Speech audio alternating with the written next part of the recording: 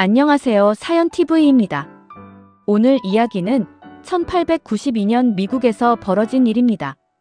아버지가 죽었어요. 도끼로 맞아서요. 머리를 11번 맞았습니다. 계모도 죽었습니다. 역시 도끼로요. 19번 맞았어요. 집 안에서 벌어진 일이었습니다. 대낮에요. 용의자는 딸이었습니다. 32살 박지연. 집에 있었거든요. 다른 사람은 없었어요. 재판이 열렸습니다. 증거들이 나왔어요. 의심스러운 점들이 많았죠. 하지만 무죄가 나왔습니다. 증거가 확실하지 않다는 거였어요. 지연은 풀려났습니다. 하지만 평생 의심받았어요. 정말 무죄였을까요? 아니면 완전 범죄였을까요? 130년이 지난 지금까지도 미스터리입니다. 이 이야기는 실화를 바탕으로 각색했습니다. 지금부터 시작하겠습니다. 1860년 박지연이 태어났습니다. 미국 매사추세츠의 작은 도시였어요. 폴 리버라는 곳이었죠. 부유한 집안이었습니다. 아버지 박성철이 사업가였거든요. 부동산과 은행 업무를 했어요. 어머니도 있었습니다. 지연을 잘 키워줬어요. 언니도 있었습니다. 엠마라는 이름이었어요. 지연보다 9살 많았죠. 평범한 가족이었습니다. 하지만 1863년 어머니가 세상을 떠났습니다. 지연은 3살이었어요. 어머니 기억이 거의 없었죠. 성철이 혼자 두 딸을 키웠습니다. 힘들었어요. 하지만 최선을 다했죠. 1865년 성철이 재혼했습니다. 이영이였어요. 성철보다 6살 어렸습니다. 영희는 지연의 계모가 됐어요. 처음엔 괜찮았습니다. 영희가 잘해줬거든요. 하지만 시간이 지나면서 관계가 나빠졌습니다. 지연과 엠마가 영희를 싫어하기 시작했어요. 어머니가 아니라고 생각했죠. 영희도 두 딸을 어려워했습니다. 친하게 지내려고 했지만 쉽지 않았어요. 성철은 중간에서 힘들었습니다. 딸들과 아내 사이가 좋지 않았거든요. 지연은 자랐습니다. 교육을 받았어요. 부유한 집안이니까 좋은 학교에 다녔죠. 하지만 대학은 안 갔습니다. 당시엔 여성이 대학 가는 게 흔하지 않았거든요. 집에서 지냈습니다. 교회 활동을 했어요. 자선단체에서 봉사도 했죠. 결혼은 하지 않았습니다. 32살까지요. 당시로는 늦은 나이였어요. 대부분 20대 초반에 결혼했거든요. 하지만 지연은 결혼하고 싶지 않았습니다. 독립적인 여성이었어요. 언니 엠마도 결혼 안 했습니다. 두 자매는 아버지 집에서 계속 살았어요. 1892년 지연은 32살이었습니다. 여전히 아버지, 계모와 함께 살고 있었어요. 관계는 좋지 않았습니다. 특히 계모 영희와요. 서로 말을 거의 안 했어요. 같이 식사도 안 했죠. 각자 방에서 지냈습니다. 성철은 걱정했습니다. 가족이 이렇게 지내면 안 되는데요. 하지만 어떻게 할 수가 없었어요. 딸들이 영희를 받아들이지 않았거든요. 돈 문제도 있었습니다. 성철은 부자였어요. 재산이 많았죠. 부동산, 주식, 현금. 유산 문제가 민감했습니다. 지연과 엠마는 아버지 유산을 받을 거라고 생각했어요. 당연히요. 하지만 영희도 있었습니다. 법적으로 아내였거든요.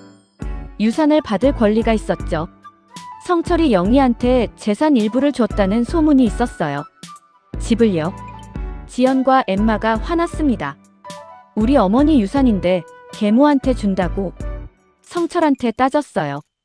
하지만 성철은 자기 마음대로 하겠다고 했죠. 관계가 더 나빠졌습니다.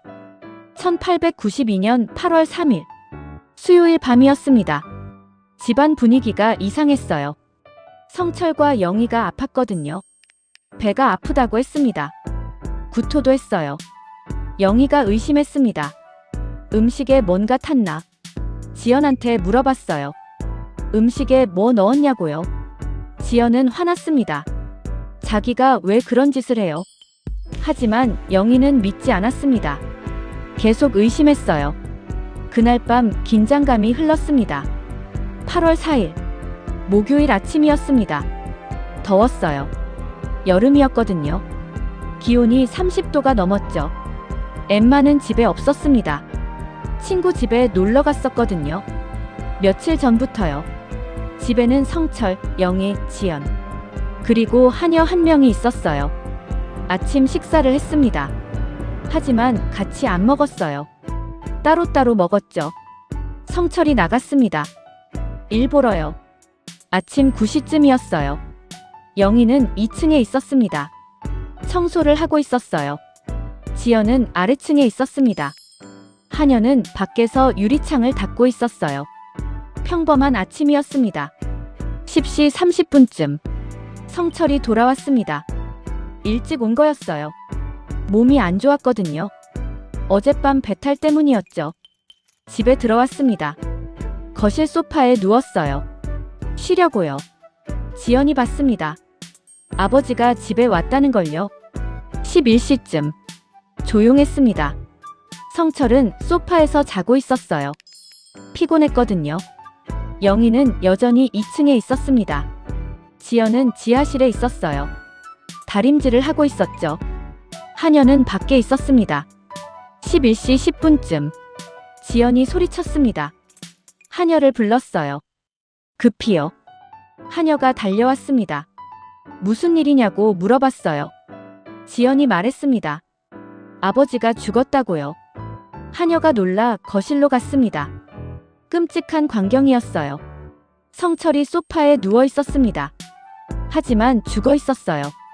머리가 박살났어요. 피가 사방에 튀어 있었죠. 도끼로 맞은 것 같았습니다. 여러 번요. 나중에 부검 결과 11번 맞은 걸로 나왔어요. 하녀가 비명을 질렀습니다. 지연은 이상하게 침착했어요. 놀라지 않는 것 같았죠. 의사를 불러야 한다고 말했습니다. 경찰도요. 하녀가 뛰어나갔습니다. 도움을 청하러요. 이웃이 왔습니다. 여성이었어요. 지연이 말했습니다.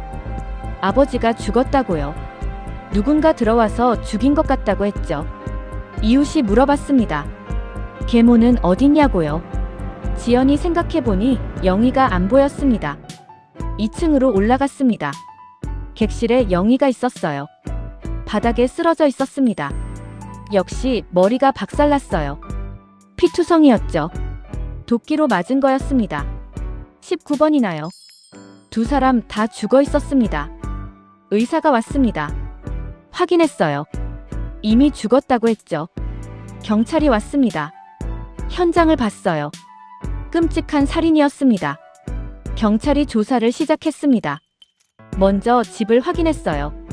침입 흔적이 있나요? 문과 창문을 확인했습니다. 전부 잠겨 있었어요. 부서진 곳도 없었죠. 밖에서 들어온 사람은 없어 보였습니다. 그럼 안에 있던 사람일까요? 지연한테 물어봤습니다. 어디 있었냐고요? 지연은 대답했습니다. 지하실에서 다림질하고 있었다고요. 아무것도 못 봤다고 했어요. 못 들었다고도 했죠. 하지만 이상했습니다. 도끼로 사람을 19번이나 찍으면 소리가 날 텐데요. 비명도 있었을 거고요.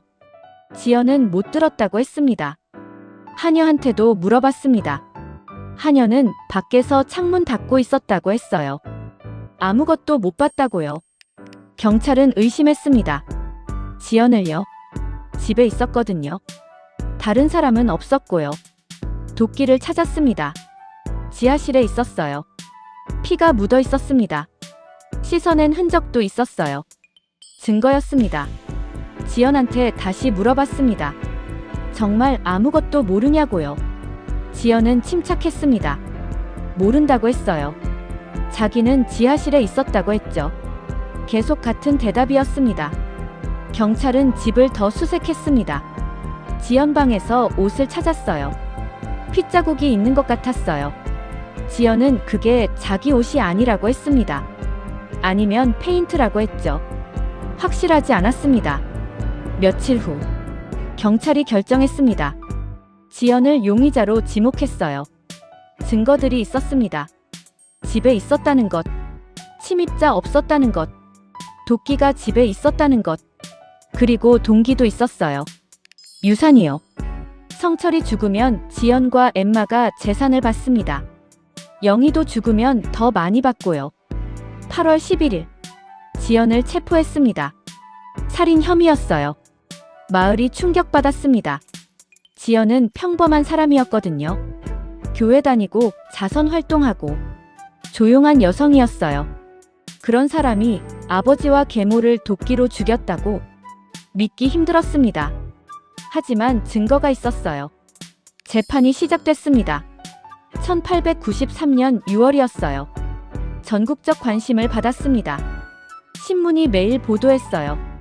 검사가 증거를 제시했습니다. 첫째, 지연이 집에 있었다. 둘째, 침입자가 없었다. 셋째, 도끼가 집에 있었다. 넷째, 지연과 영희 관계가 나빴다. 다섯째, 유산 동기가 있었다. 여섯째, 지연이 사건 전날 약국에서 독을 사려고 했다는 증거들이 쌓였습니다.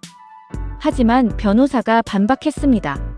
첫째, 지연이 집에 있었다는 게 증명은 아니다. 둘째, 침입자가 창문으로 들어왔다 나갔을 수 있다. 셋째, 도끼에서 지연 지문이 안 나왔다. 넷째, 관계가 나빴다고 살인하는 건 아니다. 다섯째, 동기만으론 유죄 못 만든다. 여섯째, 독사건은 관련 없다. 가장 중요한 건 직접 증거가 없다는 거였습니다. 아무도 지연이 도끼를 들고 있는 걸 못 봤어요. 피 묻은 옷도 안 나왔고요. 정황 증거만 있었습니다. 배심원들이 고민했습니다. 지연은 침착했어요. 재판 내내 감정을 안 드러냈죠. 며칠 심의했습니다. 6월 20일 판결이 나왔습니다. 무죄. 증거가 충분하지 않다는 거였어요. 의심은 가지만 확실하지 않다고 했습니다. 미국 법에서는 의심만으로 유죄 못 만들거든요. 합리적 의심이 없어야 해요. 지연은 풀려났습니다. 하지만 마을 사람들은 믿지 않았습니다. 유죄라고 생각했어요. 그냥 증거가 부족해서 풀려난 거라고 봤죠.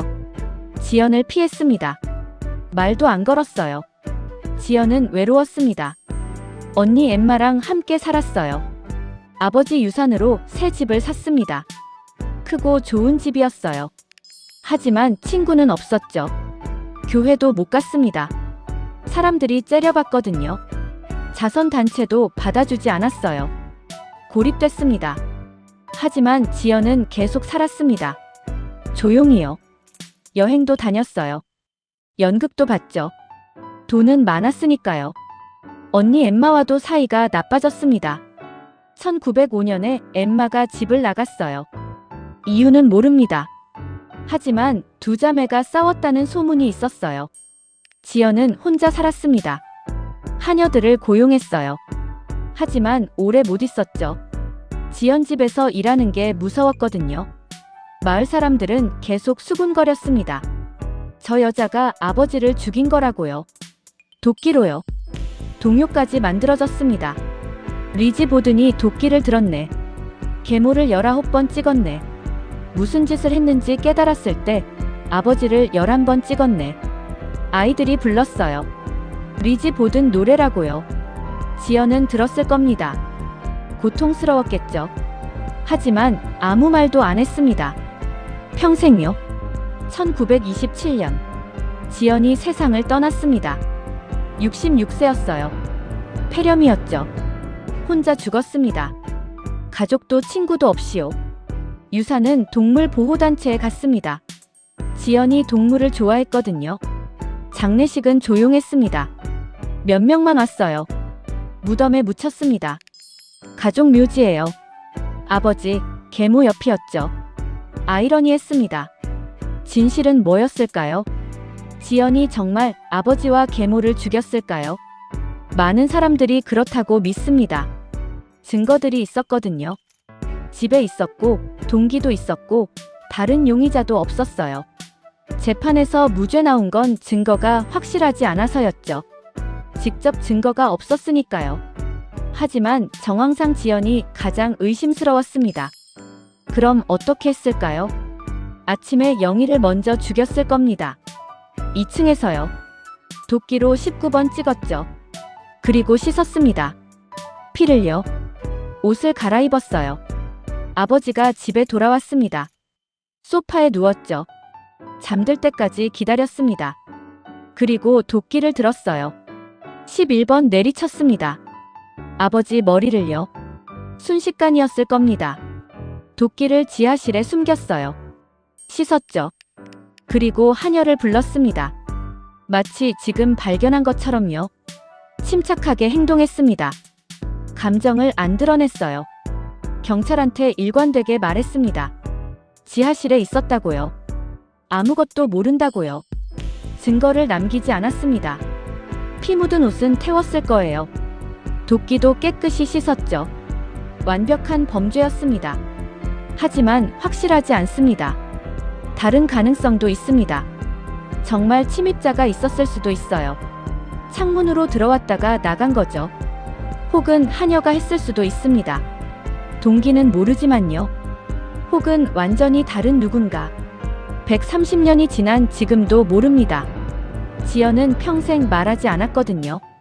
유죄인지 무죄인지 미스터리로 남았습니다. 이 사건은 많은 것을 생각하게 합니다. 증거가 없으면 처벌할 수 없다는 겁니다. 미국 법은 무죄 추정 원칙이에요. 유죄가 증명될 때까지 무죄죠. 지연은 증거가 부족해서 무죄가 됐습니다. 정의가 실현된 걸까요? 아니면 범죄자가 풀려난 걸까요? 판단하기 어렵습니다. 사회적 낙인도 문제였습니다. 무죄 판결을 받았는데도 지연은 평생 의심받았어요. 사람들이 믿지 않았거든요. 고립됐습니다. 친구도 가족도 사회도 없었어요. 무죄인데 처벌받은 거나 마찬가지였죠. 이게 맞는 걸까요? 어려운 문제입니다. 오늘 이야기는 여기까지입니다. 1892년 미국에서 실제로 발생한 사건을 바탕으로 각색했습니다. 리지 보든 사건입니다. 8월 4일 아버지와 계모가 집에서 살해됐어요. 아버지는 도끼로 11번, 계모는 19번 맞았습니다. 32살 딸 리지가 유일한 용의자였어요.